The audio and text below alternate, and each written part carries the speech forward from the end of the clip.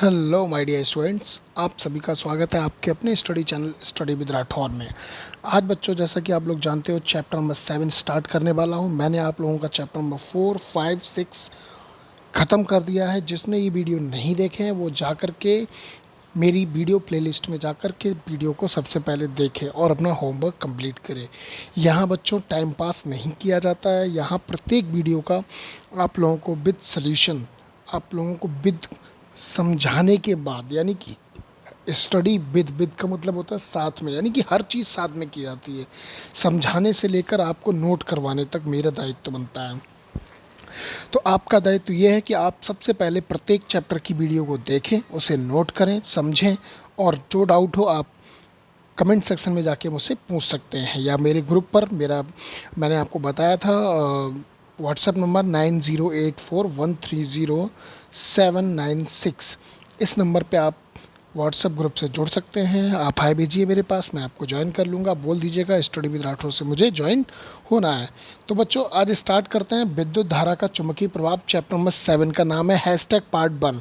आपको याद होगा, मैं जैसे भी चैप्टर का पार्ट 1 पार्ट 2 अपलोड करता हूं तो इस हैशटैग को ध्यान में रख के ही करता हूं। तो आप लोग अगर वीडियो आपको देखना हो तो आप हैशटैग को ध्यान में रख कर ही वीडियो को देखें, जिससे क्रमानुसार आपको पढ़ाई मिल सके। ठीक है बच्चों, आज के चैप्टर का नाम है magnetic effect of electric current, मतलब विद्युत धारा का चुंबकीय प्रभाव। अब सर्वप्रथम आप पेन को नीचे रख दीजिएगा। जो भी कॉपी खोली हो आप शांति से पहले मेरी बात को सुनिए, क्योंकि चैप्टर जब तक आपको समझ में नहीं आएगा आप कुछ नहीं कर पाएंगे, सिर्फ रट्टा मारते रह जाएंगे, जो कि मेरा दायित्व नहीं है। याद रखिए, यहाँ स्टडी विद राठौर में सिर्फ और सिर्फ आपको मेहनत कराई जाती है, आपको समझाया जाता है, रटाया नहीं जाता। तो चलिए पहले समझिए ध्यान से है क्या विद्युत धारा का चुंबकीय प्रभाव। एग्जैक्टली हमारे जीवन में इसका क्या महत्व है, ये क्यों आया, किस लिए आया, और हम इसका क्या उपयोग करने वाले हैं, इन चीज़ों को समझने वाले हैं। ठीक है बच्चों, तो मैं बता दूं विद्युत धारा का चुंबकीय प्रभाव आज से लगभग 2000 वर्ष पहले, कब 2000 वर्ष पहले वैद्युत लोगों को वैद्युत और चुंबक, यानी विद्युत और चुंबक के बारे में ज्ञान था। ऐसा मत समझना कि इसके बारे में जानकारी हमें ही मिली है। विद्युत और चुंबक के बारे में आज से 2000 वर्ष पहले भी लोग जानते थे कि ये क्या होता है। ठीक है, लेकिन ये क्या था, परेशानी क्या थी कि 2000 वर्ष पहले लोग ये कहते थे कि विद्युत एक अपने आप में अलग वस्तु है और चुंबक एक अपने आप में अलग वस्तु है, यानी कि इन दोनों में कोई मेल नहीं है। यानी 2000 वर्ष तक लोग ये मानते थे कि ये दो वस्तुएं परस्पर स्वतंत्र या शाखाएं, मतलब एकदम अलग अलग शाखाएं। लेकिन लेकिन लेकिन लेकिन एक दिन आ ही गया। सन 1820 ईस्वी में एक वैज्ञानिक थे जिनका नाम था हैंस क्रिश्चियन। क्या नाम था? Hans Christian. लिख लेना, थोड़ा सा इसमें नहीं बन पाएगा। हैंस क्रिश्चियन ऑस्ट्रेड। क्या नाम था? ऑस्ट्रेड।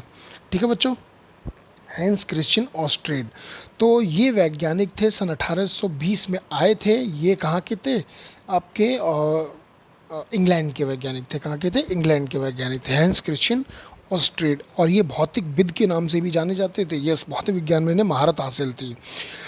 इन्होंने क्या किया, विद्युत और चुंबक के बारे में एक ऐसा नियम दिया और इससे समझाया कि ये विद्युत और चुंबक एक ही वस्तु के दो गुण हैं। मतलब विद्युत को चुंबक में और चुंबक को विद्युत में बदला जा सकता है। अच्छा एक बात बताऊं, अब मेरी बात को ध्यान से सुनना। जैसे मान लीजिए आपका एक ट्रांसफार्मर है और इसमें लाइट चल रही है, आपने आके इसे पकड़ लिया। सपोज़ करिए किसी बच्चे ने पकड़ लिया, या आप लोगों ने महसूस किया होगा कि लाइट में आपने जब भी वर्क किया होगा, यानी कि जब आप तार जोड़ रहे होंगे, जब आप किसी शॉर्ट सर्किट को सही कर रहे होंगे, तो आपने महसूस किया होगा कि अगर हम धोखे से करंट, शॉर्ट सर्किट लगता है, हमें करंट लगता है, तो हम क्या करते हैं, बिजली से चिपक जाते हैं। आप लोग ऐसे ही बोलते हैं, सर चिपक गया। ठीक है, तो चिपकने का मतलब ये है कि विद्युत क्या करती है, एक चुंबक का, भाई चिपकने का आकर्षण किस में होता है? चुंबक में होता है। किस में होता है? चुंबक में होता है। चुंबक ही तो चिपकाने का कार्य करता है। इसका मतलब है कि विद्युत भी किसका कार्य करता है? चिपकने का कार्य करता है। किसने करता है? चिपकने का कार्य करता है। यानी कि विद्युत में चुंबकत्व का भी गुण होता है। तो अब सवाल ये उठता है कि सर विद्युत से चुंबक बनाई जा सकती है, विद्युत से चुंबक बनाई जा सकती है, तो क्या चुंबक से विद्युत बनाई जा सकती है? मतलब उल्टा हो सकता है। जैसे मान लीजिए, सपोज करिए, आपने देखा होगा अगर हम किसी नर्म लोहे को आपने वो देखिए मूवी क्रिस 4, क्रिस यस क्रिस 3 है, क्रस 4, क्रिस 3 है, यस यस। आपने देखा होगा जिसमें वो काल को चिपकाता है, काल आप लोगों ने देखा होगा, ऑबराय उसमें था, ऑबराय बन के बना हुआ है। तो वो क्या होता है, उससे एक इलेक्ट्रिक पावर वाला होता है जिसमें उसे बहुत ज़्यादा मतलब पावरफुल मैग्नेटिक फोर्स होता है, यानी कि वो जाके चिपक जाता है। आपने देखा होगा ऋतिक रोशन को वो चिपका लेता है, फिर उस पर बहुत बुरी तरीके से मार देता है। इसका मतलब है कि इलेक्ट्रिक से हम कहीं ना कहीं मैग्नेटिक फोर्स उत्पन्न कर सकते हैं। बोलो कर सकते हैं नहीं कर सकते हैं भाई? जितनी ज़्यादा पावर आप डालोगे, आप लोगों ने देखा होगा जैसे बड़ी बड़ी गाड़ियाँ एक्सीडेंटल हो जाती हैं तो उनसे क्या करती है, पावर मैग्नेटिक फोर्स वाली जेसीबी बुलाई जाती है, जिससे वो गाड़ी उठ जाती है, यानी उठा ली जाती है। इसका मतलब है इलेक्ट्रिक मैग्नेटिक उत्पन्न कर सकता है। तो अब सवाल ये उठता है, क्या मैग्नेटिक इलेक्ट्रिक उत्पन्न कर सकता है, यानी क्या चुंबक विद्युत धारा उत्पन्न कर सकता है? तो ये सवाल यहाँ पर उठता है। तो बच्चों यस कर सकता है। ऐसा किसने बताया? हैंस क्रिश्चियन ऑस्ट्रेड। नाम लिखना चाहो तो फटाफट कहीं लिख लीजिएगा। मैं देखिए पहले समझा रहा हूँ, मेरी बात को प्लीज़ ध्यान से सुनिएगा। नहीं समझे तो बस दिमाग में रट्टा मारते रह जाओगे, समझ में नहीं आएगा, ठीक है? तो अब ये बात आती है कि भैया विद्युत ही चुंबक है और चुंबक से ही धारा, विद्युत धारा उत्पन्न की जा सकती है। लेकिन अब कैसे की जा सकती है? तो उसके लिए सबसे पहले हेडिंग डालो आप लोग, चुंबकीय क्षेत्र की अवधारणा। फटाफट हेडिंग डालिए, पहली हेडिंग इस चैप्टर की है। फटाफट हेडिंग डालिए, इस चैप्टर में मोस्ट इम्पोर्टेंट टॉपिक पढ़ने वाले हैं, ध्यान से समझना। हेडिंग डालो, चुंबकीय क्षेत्र की अवधारणा। मैंने इंग्लिश में भी लिख दिया है, कॉन्सेप्ट ऑफ मैग्नेटिक फील्ड। डालिए हेडिंग। अब समझिएगा ध्यान से, पहले इसे बाद में देखना, मैं पहले भी बोल देता हूँ, इसे बाद में देखिएगा, पहले समझिएगा। देखिए क्या है चुंबकीय क्षेत्र। अच्छा एक बात बताओ, आपने देखा होगा जैसे कोई मैग्नेट है, यानी कोई चुंबक है, तो चुंबक के चारों ओर कहीं आप अगर कील ले जाओ, क्या ले जाओ? कील ले जाओ, किसी लोहे की वस्तु को ले जाओ, तो क्या होती है? वो फटाक से इससे चिपक जाती है, कहीं भी हो इससे चिपक जाएगी, यानी चारों दिशाओं में मैग्नेटिक फोर्स बराबर होता है। अच्छा एक बात बताओ, जैसे आप लोग जानते हो जैसे एक चुंबक है, तो क्या ऐसा हो सकता है कि इस क्षेत्र में सर इलेक्ट्रिक फील्ड बहुत है और इस क्षेत्र में कम चिपकन है? मतलब अगर आपकी लैंग्वेज में बोलूँ तो सर इस क्षेत्र में तो बहुत जल्दी चिपक जाती है, क्या इस क्षेत्र में जल्दी नहीं चिपकेगी? क्या ऐसा पॉसिबल है? बताइए, क्या ऐसा पॉसिबल है कि इस क्षेत्र में जल्दी चिपक जाए, इस क्षेत्र में जल्दी न चिपके? ऐसा है? पॉसिबल नहीं है। क्यों? क्योंकि मैग्नेट प्रत्येक दिशा में यानी प्रत्येक क्षेत्र में समान चुंबकत्व उत्पन्न करता है। क्लियर है?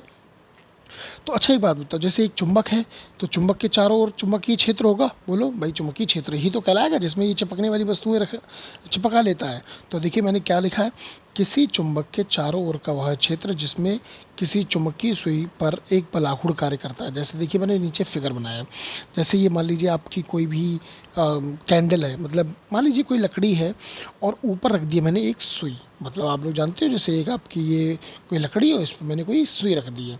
जैसे आप लोगों ने देखा होगा जैसे सर्वाइवर होते हैं, जैसे आप लोग देखा होगा डिस्कवरी चैनल वगैरह पे, जब भी कोई सर्वाइवर, मतलब अगर मैं हिंदी में थोड़ा सा बोलूँ तो इसे क्या बोल सकते हैं सर्वाइवर को, जंगलों में जो जीने वाला व्यक्ति होता है। जैसे मान लीजिए आप जंगल में छोड़ दिए गए, ठीक है, आपको रास्ता मालूम नहीं है, भटक रहे हो, चारों दिशाओं में एक जैसा लग रहा है, पेड़ पौधे ज़्यादा हैं, तो आप लोग क्या करते हो? दिशाओं का ज्ञान करने के लिए क्या करते हो? कंपास का इस्तेमाल करते हो। आप लोगों ने देखा होगा किसका इस्तेमाल करते हैं? कंपास का। कंपास का क्या काम होता है? वो हमें दिशा का ज्ञान कराता है। अब ध्यान समझिएगा, जैसे आप लोगों ने देखा होगा, जैसे हम आपने गौर किया होगा, जैसे एक पत्ते पर हम लकड़ी रख दें, एक पत्ते पर हम लकड़ी रख दें और उसे जल की धारा पे रख दें, तो याद रखना आपको हमेशा ऐसा क्या होता है, इससे हमें धारा का ज्ञान हो सकता है। एग्जैक्टली समझिएगा ध्यान से। अगर आप लोग किसी जंगल में खो जाएं तो अगर आपको धारा का ज्ञान करना हो तो कैसे कर सकते हो? आपके पास कोई वस्तु नहीं, कंपास भी नहीं है, तो आप क्या कीजिएगा, जहाँ पर जलधारा बह रही हो, मतलब धाराएं बह रही हो, पानी बह रहा हो, तो क्या करोगे आप? एक पत्ता तोड़िए किसी का, उस पर एक लकड़ी का टुकड़ा रख दीजिए, ठीक है, तो आपको धारा का ज्ञान हो जाता है। क्या हो जाता है? वो धारा का। क्यों? क्योंकि सदैव जो भी जलधारा बहती है वो उत्तर से पश्चिम की ओर ही बहती है, पश्चिम से उत्तर या उत्तर से पश्चिम की ओर बहती है, ठीक है, याद रखिएगा। पूरब से दक्षिण में कोई धारा नहीं बहती है। तो मेरा कहने का तात्पर्य यह है कि धारा से हम दिशा का ज्ञान कर सकते हैं। ठीक इसी प्रकार हम चुंबकीय क्षेत्र की सहायता से भी धारा का ज्ञान कर सकते हैं। जैसे मैंने कैंडल ले लिया, और इस पर एक सुई रख दी, तो ये नॉर्थ और साउथ की दिशा को, यानी कि उत्तर और दक्षिण की दिशा को रिप्रेजेंट करा देता है। तो हमें पता चल जाता है कि ऊपर की ओर पूरब होगा, नीचे की ओर दक्षिण होगा। क्लियर है यहाँ तक बच्चों? बोलो। तो ये हमने फिगर इसलिए बनाया है। तो ध्यान से देखिएगा, किसी चुंबक के चारों ओर का वह क्षेत्र जिसमें किसी चुंबकीय सुई पर एक बलागुण कार्य करता है एवं जिसके कारण चुंबकीय सुई घूमकर एक निश्चित दिशा में ठहरती है, चुंबक का चुंबकीय क्षेत्र कहलाता है। मतलब हमने अगर सुई को रख दिया तो वो चुंबकीय आघूर्ण के कारण अपने आप घूम जाएगी। यस, आप भी कर सकते हो। जब आप पत्ते को जल की धारा पर रखोगे तो वो अपने आप घूम जाएगी। ये क्या होता है, हमारी पृथ्वी में कहीं ना कहीं अट्रैक्शन पावर है। यस, आपने कभी महसूस किया है कि अक्सर पश्चिम से हवाएं आती हैं? ऐसा क्यों होता है? क्योंकि पश्चिम में क्या है, पर्वतमालाएं सबसे ज़्यादा हैं। ठीक है, पश्चिम में और पूरब में तो क्या होता है, इधर साइड में अट्रैक्शन पावर ज़्यादा होती है। ठीक है, मैग्नेटिक फील्ड जो है सबसे ज़्यादा जनरेट होता है। तो इसकी सहायता से हम चुंबकीय क्षेत्र को ज्ञात कर सकते हैं। यानी कि आपको डेफिनेशन समझ में आ गई। आपको पहले हेडिंग डालनी है, फिर डेफिनेशन लिखनी है, फिर फिगर बनाना है। फटाफट बनाइएगा, जल्दी बनाइए। आई होप सभी ने बना लिया होगा। चलिए अब अगली हेडिंग की ओर चलते हैं। ऑस्ट्रेड का प्रयोग, हेडिंग डालो ऑस्ट्रेड एक्सपेरिमेंट। हेडिंग डालिए ऑस्ट्रेड एक्सपेरिमेंट। तो ये भैया वैज्ञानिक थे हेंस क्रिश्चियन ऑस्ट्रेड। इसी ने बताया था कि हम चुंबक से भी विद्युत धारा उत्पन्न कर सकते हैं। तो देखिए, मैंने फिलहाल पहले डेफिनेशन को देखिएगा। गतिमान आवेश अथवा विद्युत धारा अपने चारों ओर, भैया गतिमान आवेश, अरे आवेश गतिमान होंगे तभी तो विद्युत धारा होगी। आपके जो इलेक्ट्रिक वायर में आवेश चलते हैं तभी तो विद्युत धारा उत्पन्न होती है। ठीक है, तो समझिएगा ध्यान से। क्षेत्र एक उत्पन्न करता है वैद्युत धारा के, इसी प्रभाव को हम क्या कहते हैं, वैद्युत धारा का चुंबकीय प्रभाव कहते हैं। अब जरा इससे समझिएगा ध्यान से। ये जो फिगर बन रहे हैं आपको शायद समझ में नहीं आ रहा होगा, आप समझ में आएगा। जैसे एक बैटरी है मान लीजिए, ठीक है, और बैटरी को मैंने एक तार से जोड़ा है, यानी कि कोई भी खुला हुआ तार है। कैसा है, खुला हुआ तार है। और यहाँ पर एक दग दी मैंने सुई, जो नॉर्थ और साउथ यानी उत्तर और दक्षिण की दिशा को दिखा रहा है। ऐसे समझिएगा ध्यान से। जैसे आपके पास एक स्टेबलाइजर है और आपने देखा होगा स्टेबलाइजर में क्या होता है, गोल गोल का सा एक मीटर लगा होता है, जिसे हम अमीटर कहते हैं ना बच्चों। तो आपने देखा होगा एक सुई इस तरीके से लगी रहती है, जैसे यहाँ पे 100, 200, 300, 400, 500 इस तरीके से लिखे रहते हैं। आपने नोट किया होगा। एक छवि सी बनाइए दिमाग में। यहाँ पे एक स्विच लगा रहता है, जिससे हम ऑन करते हैं तो क्या होता है, आपका स्टेबलाइजर जो है वो धारा को जनरेट करता है। जैसे मान लीजिए आपने देखा होगा, अगर हम तो वोल्टेज कम कर दें, यानी कि इस तरीके से वोल्टेज कम कर दें, चटकनी को चटर पटर करते हैं ना, गोल गोल घुमाते हैं इस तरीके से, तो क्या करते हैं, तो वोल्टेज जैसे 20 पे दिखा रहा है, फिर 200 पे दिखा रहा है, जैसे 400 पे दिखा रहा है, आपको ज़्यादा चाहिए तो और बढ़ा दो तो 500 पे दिखाएगा, यानी जितनी जनरेट करेगा वो। तो यहाँ पे यही है, जब धारा नहीं बहती है, जब किसी स्टेबलाइजर में धारा नहीं बहती है तो चुंबकीय सुई क्या होती है, एकदम बिल्कुल डाउन होती है, नीचे की तरफ होती है। इसका मतलब है तब धारा उत्तर और दक्षिण दिशा को दिखाएगी, मतलब तब उसमें धारा प्रवाहित नहीं होगी। यानी हम चुंबक की सहायता से ज्ञात कर सकते हैं कि इसमें धारा है या नहीं है। ठीक है, अब देखिए, ये तो आपका पहला पार्ट हो गया ए। अब बी वाले में देखिएगा, बी वाला फिगर अलग है। क्या है ये, अब इसमें मैंने क्या धारा को थोड़ा सा प्रवाहित किया, हल्का सा प्रवाहित किया है। तो हल्का सा प्रवाहित करने पर आप लोग क्या देखते हो कि सुई थोड़ी सी उठी और उसने 200, 300 जितने भी वोल्टेज उसे दिखाए। ठीक है, क्लियर है। ये मान लीजिए यहाँ पे 100, यहाँ पे 200, यहाँ पे 300 है। टॉप आपका है नीचे की ओर होता है, यहाँ से जीरो स्टार्ट होता है और यहाँ से टॉप, यानी कि जैसे मान लीजिए 400, 500 वोल्टेज जो भी आपका स्टेबलाइजर दिखाता हो। ठीक है, लास्ट यानी, तो ऐसे समझिएगा ध्यान से। तो क्या होगा बच्चों यहाँ पे, तो हमने हल्की सी, इसमें देखिए धारा बिल्कुल नहीं है, इसमें बिल्कुल नहीं है, ठीक है, नहीं है इसमें, और इसमें थोड़ी सी है। तो क्या करेंगे, ये थोड़ी सी दिखाएगी। अब तीसरे फिगर में देखिए, जब इसमें धारा ज़्यादा मात्रा में प्रवाहित कर दी तो क्या किया, यहाँ से बिल्कुल जीरो से लेकर वो कहाँ पे होगा, टॉप पर दिखा रहा है धारा। यानी हमने ये देखा कि जब सुई के माध्यम से, भाई वो एक सुई, तो जैसे आपका जो मीटर लगा होता है स्टेबलाइजर में, जो उसमें एक सुई होती है, भाई चुंबकीय सुई तो बोलते हैं उसे, द्विक सूचक सुई इसे हिंदी में बोलते हैं। ठीक है, कंपास नेडल इंग्लिश में बोलते हैं। तो क्या होता है, वो धारा को प्रदर्शित करती है, यानी कि ज़्यादा होगी तो टॉप पर दिखाएगी, यानी कि उत्तर दक्षिण दिशाओं को रिप्रेजेंट करती है। तो ये ऑस्ट्रेड का प्रयोग था। लेकिन ध्यान से सुनिएगा, ये थोड़ा सा थोड़ा सा टाइपिंग करने में बच्चों दिक्कत हो गई। ये वाला टॉपिक जो है वो ऑस्ट्रेड के प्रयोग में ही नीचे, यानी कि फिगर में नीचे आपको यहाँ पे लिखा जाएगा। ठीक है बच्चों, थोड़ा सा ध्यान दीजिएगा, मेरी बात को गौर से सुनिएगा। इतना सा टॉपिक आपको ऑस्ट्रेड के प्रयोग में, यानी यहाँ पर आपको लिखना होगा। क्लियर है बच्चों? तो समझिएगा ध्यान से, क्या है, ऑस्ट्रेड के प्रयोग से इस तथ्य की पुष्टि हो चुकी थी कि जब किसी चालक में धारा प्रवाहित होती है तो उसके चारों ओर चुंबकीय क्षेत्र स्थापित हो जाता है। मैंने बताया था, जैसे हल्का हल्का सा, जैसे मैंने यहाँ पे क्या किया, हल्की सी धारा प्रवाहित की। हल्की सी धारा प्रवाहित की तो क्या किया, चुंबकीय सुई ने यहाँ पे हलचल मचाई, यानी कि हिली डुली। देखो यहाँ पे सीधी थी, क्या हुआ, हल्की सी हिली डुली, तो उसने वोल्टेज को दिखाया। और फिर यहाँ पर उसने क्या हुआ, हालांकि यहाँ पे ज़्यादा मात्रा में बही तो ज़्यादा मात्रा में वोल्टेज को दिखाने लगी। तो वही बता रहा है, स्थापित हो जाता है। परंतु इस प्रयोग से ये स्पष्ट नहीं हो पाया कि चुंबकीय क्षेत्र किन किन कारकों पर निर्भर करता है।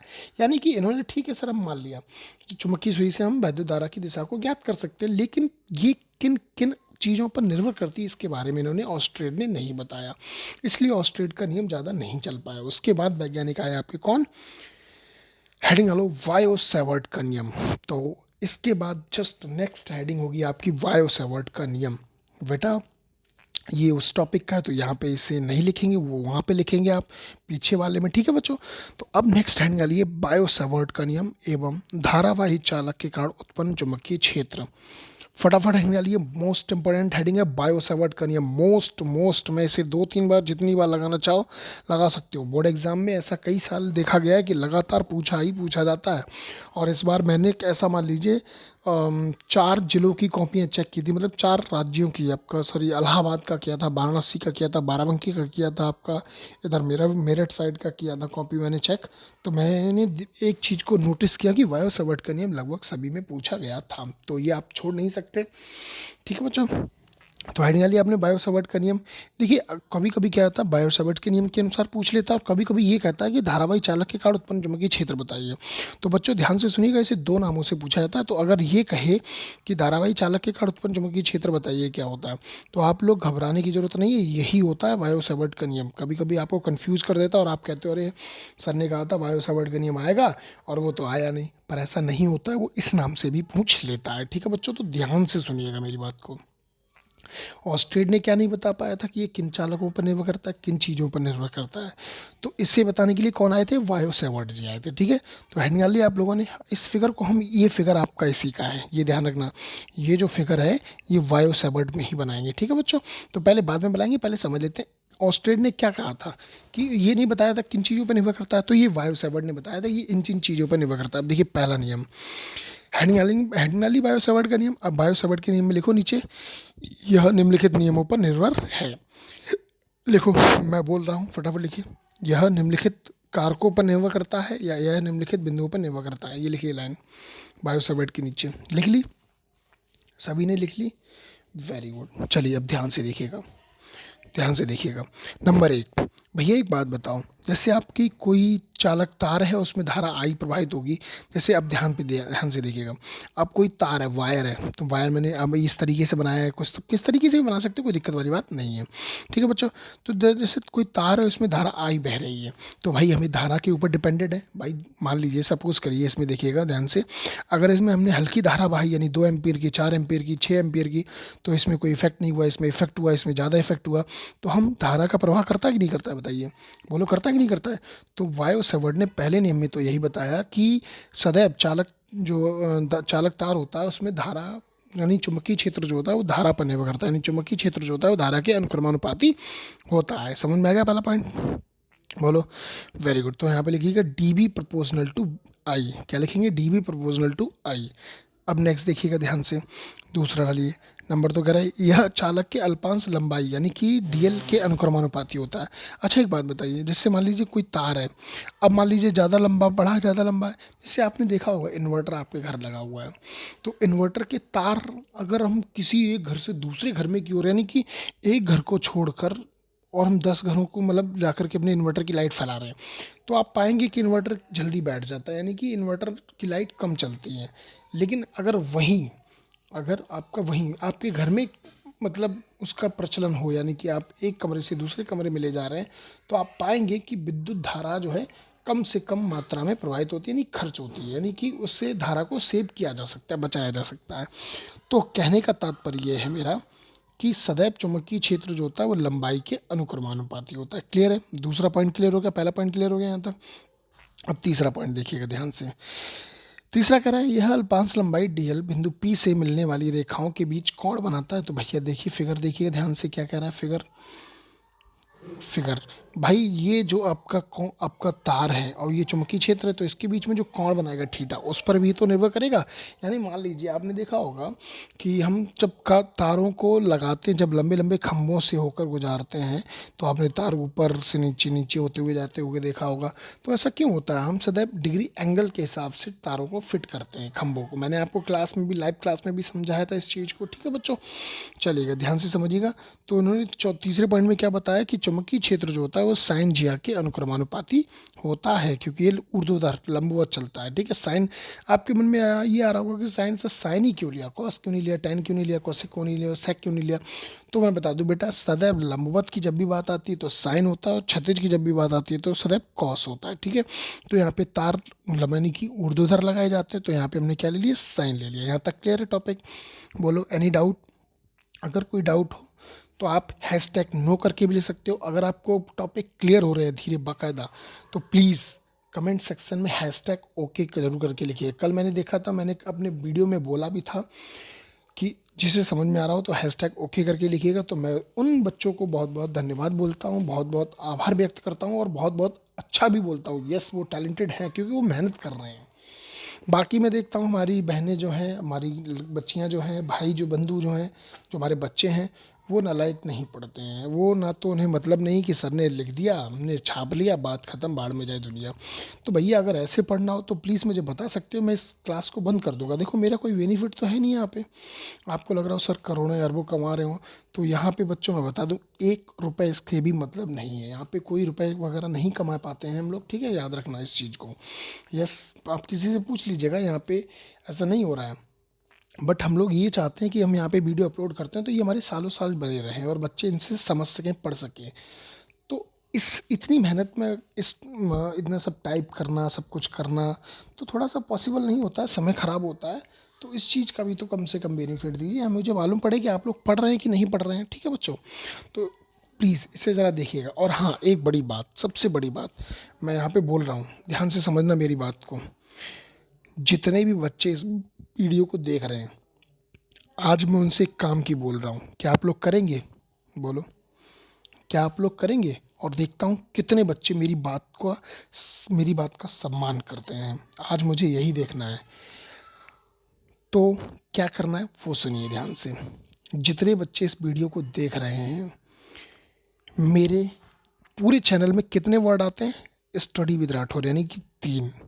तीन आते हैं ना? तो प्रत्येक बच्चे को तीन तीन अपने भाई, अपने बंधुओं, अपने जो भी मित्र, संबंधी, जितने भी आप लोग देखते हो घर में 4-4 5-5 मोबाइल तो होते ही होते हैं, ठीक है? तो उस पे यूट्यूब पर आपको खोलना है उनके, और मेरे वीडियो को यानी मेरे चैनल को आपको सब्सक्राइब करना है। क्या करना है? सब्सक्राइब करना है। इससे क्या होता है, वीडियो पॉपुलैरिटी मिलती है। पॉपुलैरिटी का मतलब होता है बच्चों कि वीडियो जितनी जल्दी आप निकाल पाएंगे उतनी जल्दी आपको मिल जाएगा, और थोड़ा सा बेनिफिट हमें भी होगा फिर उसका। वो होगा बेटा बाद में, 1 साल बाद होता है, ठीक है बच्चों? तो मेरा आप लोगों से इतना कहना है, अगर आप लोग पढ़ाने मेरी पढ़ाई को सम्मान करते हैं, समझते हैं, तो आपका ये दायित्व बनता है कि आप 3 लोगों से मेरा चैनल सब्सक्राइब करवाएं। मैं 1000 नहीं बोल रहा हूँ, मैं 15 नहीं बोल रहा हूँ, मैं 20 नहीं बोल रहा हूँ, मैं 10 नहीं बोल रहा हूँ, मैं 5 भी नहीं बोल रहा हूँ। ओनली 3, क्योंकि इतने मोबाइल तो घर में होना पॉसिबल है ही है। तो आप आज ये 3 जो करता है, तो मैं उन बच्चों को बहुत बहुत आभार व्यक्त करूँगा, अन्यथा नहीं, ठीक है भाई? तो देखते हैं कि मेरी बात को कितने लोग उसका सम्मान करते हैं। आज मुझे देखना है, मेरी बहनों से, मेरे भाइयों बंधुओं से, मेरे बच्चों से, मेरे प्यारे प्यारे बच्चों से आग्रह है मेरा। आज मैं आग्रह कर रहा हूँ, ध्यान से सुनिएगा भाई। और आग्रह मैं करता नहीं हूँ वैसे, मैं सीधे सीधे या तो धमकी देता हूँ मतलब एक तरीके से रिक्वेस्ट समझ लीजिएगा, कोई दिक्कत नहीं है, धमकी मत समझिएगा। आप लोगों को 3 लोगों से ये सब्सक्राइब करवाना है, ठीक है? और जो करवाए तो उससे अपना नाम मेंशन करके नीचे लिखे भी, ठीक है? जिससे मैं मानूंगा कि हाँ भाई इन बच्चों ने किया है, उनका मैं आभार व्यक्त जरूर करूँगा, और अगले वीडियो में कोशिश करूँगा कि उनका धन्यवाद कह सकूँ, ठीक है बच्चों? तो देखते हैं, start and time starts now. 24 hour है आपके पास। देखता हूँ आप लोग कितने लोगों से, आप फ़ोन करके भी बोल सकते हो कि इस नाम से सर्च करिए अपने भाई बंधुओं से, कोई दिक्कत वाली बात नहीं भाई। ये कोई मजाक वाला चैनल थोड़ा ना है, कोई फ़नी वीडियो थोड़ा ना बनाते हैं यहाँ पे, तो स्टडी चल रही है। तो स्टडी जितने ज़्यादा से ज़्यादा पढ़ेंगे भाई, सीधा सिद्धांत है, पढ़ेगा इंडिया तभी तो बढ़ेगा इंडिया। तो आप लोग फ़ोन से करके, बहुत नॉर्मल है, आप बोलिएगा कि स्टडी विद राठौर डालिएगा, RATHAUR करके, और वीडियो जैसे ही चैनल खोले उसे सब्सक्राइब वाले बटन को करके बेल आइकन की घंटी को बजा के काम खत्म। इतना करना है, इतना तो करवा ही सकते हो ना। देखता हूँ कितने करवा सकते हैं। चलिए हम टॉपिक की ओर चलते हैं। तो देखते हैं, टाइम स्टार्ट हो चुका है। 24 आवर आप लोगों के पास हैं, ठीक है भाई। देखते हैं, और मुझे पूरा भरोसा है कि बच्चे अपना पूरा पूरा योगदान देंगे। अब देखना है कि मेरा ये कहना व्यर्थ जाता है या सफल होता है, आपके ऊपर निर्भर करता है। चलिए टॉपिक पर चलते हैं। तो ये बता दिया भाई, क्या बोला, चुंबकीय क्षेत्र धारा के अनुक्रमानुपाती होता है, चुंबकीय क्षेत्र अल्पांश लंबाई के अनुक्रमानुपाती होता है, चुंबकीय क्षेत्र साइन थीटा के अनुक्रमानुपाती होता है, ठीक है। अब चौथा पॉइंट देखिएगा ध्यान से, यह अल्पांश यानी कि दूरी के व्युत्क्रम वर्ग के व्युत्क्रमानुपाती होता है। नहीं, चुंबकीय क्षेत्र दूरी के वर्ग के व्युत्क्रमानुपाती होता है भाई। दूरी जितनी ज़्यादा होगी धारा उतनी ही कम प्रवाहित तो होगी, ठीक है। तो अब ध्यान से देखिएगा, अगर मैं इन चारों नियमों को एक साथ मिला दूं, तो डी बी प्रोपोजनल क्या हो जाएगा बेटा, आई ऊपर है, आई अंश में है, DL अंश में है, साइन थीटा अंश में है, तो यहाँ पे साइन लग जाएगा, बट्टे आर स्क्वायर है तो बट्टे आर स्क्वायर हो जाएगा। वही मैंने किया है, ध्यान से देखिएगा। क्या क्या, उपर्युक्त चारों नियमों को मिलाकर देखिएगा, अपनी कॉपी में आपने लिख लिया है। तो चारों नियमों को मिलाकर क्या बना, DB proportional to IDL sine theta upon r square. बोलो बन गया नहीं बन गया। यही है भैया बायो सेवर्ट का नियम। बट उन्होंने क्या किया, ध्यान से सुनिएगा। यदि चालक को वायु में रखा जाए तब उसके अनुक्रमानुपाती स्थिरांक म्यू 0.4 पाई का प्रयोग करते हैं। यानी हम प्रपोजल डालते तो कोई कांस्टेंट जरूर मानते हैं। तो बायो सेवर्ट ने अपनी प्रयोगशाला में इसे एक कांस्टेंट दिया म्यू 0.4 पाई। क्या नाम दिया, म्यू 0.4 पाई, जिसकी वैल्यू होती है बच्चों -10⁻⁷, मतलब 10⁻⁻7। याद रखिएगा, हैंड लिख लीजिएगा, कहीं भी नोट कर लीजिएगा। म्यू 0/4 पाई का मान होता है 10⁻⁷। और आपको याद होगा मैंने बताया था 1/4 पाई एप्सिलॉन 0 का मान होता है 9×10⁹ वाह, देखिए कुछ बच्चे मन में बोलने लगे, मालूम है, क्योंकि भाई पढ़ते हैं, सीधी सी बात है, यहाँ पढ़ने वाले बच्चों का सभी का सम्मान है भाई, ठीक है। तो फाइनली इन्होंने क्या सूत्र दिया, DB बराबर बराबर लगा दिया mu 0.4 pi IDL sine theta upon r square. यही बायो सेवर्ट का नियम है। और सबसे बड़ी बात बच्चों, बायो और डैश सेवर्ट का मतलब समझ रहे हो ना, ये दो वैज्ञानिक थे, बायो और सेवर्ट। याद रखिएगा, कभी कभी कंपटीशन में ये पूछा जाता है बायो सेवर्ट के नियम में कितने व्यक्तियों का योगदान था, तो कहेंगे भैया 2 व्यक्तियों का था, कोई एक नहीं था। ये बायो सेवर्ट 2 नाम के व्यक्ति थे। तो समझ गए मेरी बात को, वायो सेवर्ट का नियम। अब फटाफट याद कर लीजिए, रिपीट करिए, B बराबर mu 0.4 pi IDL sine theta upon r square. क्या है, दोबारा बोल रहा हूँ, mu 0.4 pi IDL sine theta upon r square. यहाँ तक क्लियर, बोलो। अब लास्ट टॉपिक देख लेते हैं, विशेष स्थितियाँ यानी स्पेशल कंडीशन। स्पेशल कंडीशन क्या क्या हो सकती हैं, अगर हम थीटा बराबर 0 माने तो क्या हो सकता है भैया, शून्य हो सकता है। क्यों, क्योंकि आइडियल साइन थीटा होता है ना यहाँ पे, और साइन 0 का मान कितना होता है, 0 होता है, सिंपल है। और अगर थीटा की वैल्यू 90 रख दें, जैसे देखिएगा यहाँ पे 90 रख दें, तो क्या हो जाएगा, साइन 90 की वैल्यू 1 हो जाएगी, यानी क्या बन जाएगा, mu 0.4 pi ideal upon 4 pi r square, यानी कि ये सूत्र बन जाएगा आपका। तो ये आपकी थी स्पेशल कंडीशन। आज तक मैंने अभी तक मैंने आपको क्या क्या पढ़ाया, ध्यान से देख लीजिएगा एक बार फिर से। सबसे पहले मैंने पढ़ाया आपको चुंबकीय क्षेत्र की अवधारणा, इसके बाद आपको ये लिखना है, इसके बाद इसका फिगर बनाना है, ठीक है। नेक्स्ट मैंने आपको लिखवाया ऑस्ट्रेट का प्रयोग, ऑस्ट्रेट के ये डेफिनेशन और ये 3 फिगर इसके जस्ट नीचे, और इसके जस्ट नीचे आपको लिखना है बच्चों ये वाला टॉपिक, ठीक है, ये वाला टॉपिक, क्योंकि ये इसका नहीं है, थोड़ा सा टाइपिंग में दिक्कत हो गई, कोई दिक्कत वाली बात नहीं है, ठीक है बच्चों। और फिर उसके बाद हेडिंग डालनी है आपको बायो सेवर्ट का नियम, उसके बाद आपको पीछे मैंने जो लिखाया 4 नियम, 1 2 3 4, उसके बाद आपको ये फिगर बनाना है, उसके बाद आपको ये फिगर बनाना है, ठीक है बच्चों। फिर उसके बाद आपको ये लिखना है, इसके बाद ये, और उसके बाद आपकी आ गई लास्ट में विशेष स्थिति यानी स्पेशल कंडीशन 1 और 2। यहाँ तक आपको होता है क्लियर। स्टडी विद राठौर को लाइक करिए, सब्सक्राइब करिए, और खुश रहिए, आबाद रहिए, मस्त रहिए। और अगर इसका PDF फाइल चाहिए हो तो आप डिस्क्रिप्शन में जाइए, मैंने वहाँ पे लिंक दे दिया है। और मेरी बात का विशेष ध्यान रखिए, 24 आवर देखता हूँ स्टडी विद राठौर यानी 3 अक्षरों को कौन कौन अपने मन अपने ध्यान में उतारता है और मेरी बात का सम्मान रखता है। ओके, धन्यवाद, जय हिंद, जय माता दी। कल मिलता हूँ आप लोगों के साथ।